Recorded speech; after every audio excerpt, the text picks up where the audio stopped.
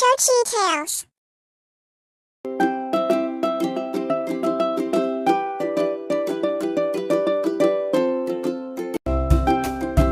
தெனாலிராமனும் அநியாய வட்டியும்.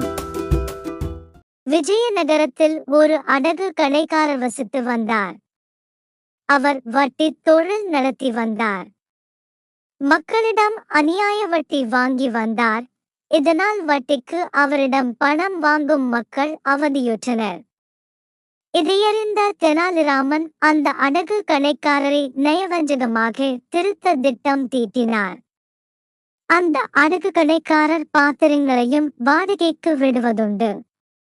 ஒரு நாள் தெனாலிராமன் அவரை சந்தித்து தன் மகனுக்கு காதணி விழா நடைபெறுவதாகவும் அதற்கு சில பாத்திரங்கள் வாடகைக்கு வேண்டுமென்றும் விழா முடிந்ததும் கொண்டு வந்து தருவதாகவும் கூறினார்.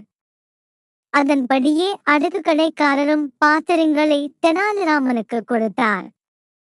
சில நாள் கழித்து தெனாலிராமன் அந்த பாத்திரங்களோடு சில சிறிய பாத்திரங்களையும் சேர்த்து கொடுத்தார்.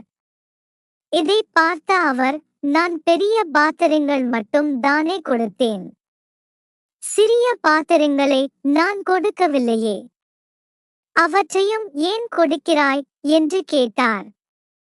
அதற்கு தெனாலிராமன், உமது பாத்திரங்கள் குட்டி போட்டன, அவற்றையும் உம்மிடம் கொடுப்பது தானே முறை, ஆகையால் தான் அவற்றையும் சேர்த்து எடுத்து வந்தேன் என்றார்.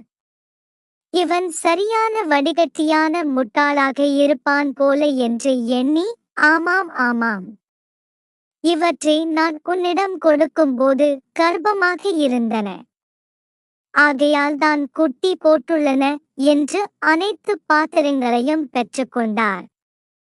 சில மாதங்கள் கழித்து தன் வீட்டில் விசேஷம் நடைபெற இருப்பதாகவும் அதற்கு மன்னரும் அரசு பிரதானிகளும் கலந்து கொள்ள இருப்பதாகவும் அதற்கு தங்க பாத்திரங்களும் வெள்ளி பாத்திரங்களும் வேண்டும் என்று கேட்டார். இவருடைய நாணயத்தை அறிந்த அடகு கடைக்காரர் தங்கம் மற்றும் வெள்ளி பாத்திரங்களை கொடுக்க சம்மதித்தார். கொடுக்கும்போது இவை கர்ப்பமாக இருக்கின்றன, விரைவில் குட்டி போடும், இவற்றின் குட்டிகளையும் சேர்த்து கொண்டு வா என்றார். சரி என்று ஒப்புக்கொண்டு தங்க வெள்ளி பாத்திரங்களை தன் வீட்டிற்கு எடுத்துச் சென்றார். சில மாதங்கள் ஆயின.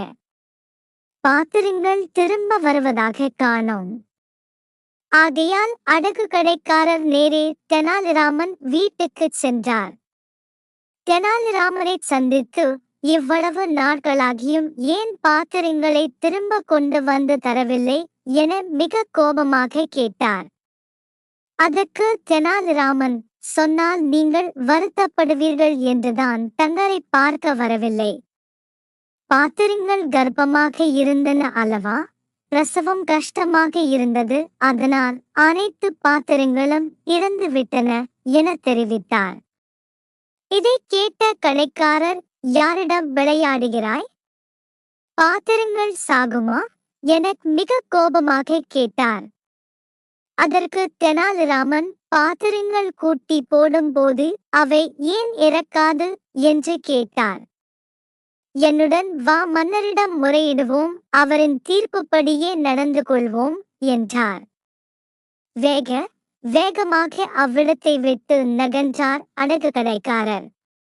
இருப்பினும் தெனாலிராமன் அவரை விடாது மன்னரிடம் இழுத்துச் சென்று மக்களிடம் அநியாய வட்டி வாங்குவது பற்றி முறையிட்டார். எல்லா விவரங்களையும் கேட்டறிந்த மன்னர், பாத்திரங்கள் குட்டி போடும் என்றால் அவை பிரசவத்தின் போது ஏன் இறக்கக்கூடாது, உன் பேராசைக்கு இது ஒரு பெரு நஷ்டமே, ஆகையால் இனிமேலாவது மக்களிடத்தில் நியாயமான வட்டி வாங்கு என புத்திமதி கூறி அவரை அனுப்பி வைத்தார் மன்னர். தெனாலிராமனின் புத்திசாலித்தனத்தை மன்னர் மனமாற பாராட்டி பரிசுகள் வழங்கினார். நீதி, நாம் பேராசைப்பட்டால் நமக்கு பெரும் நஷ்டம் வரும்.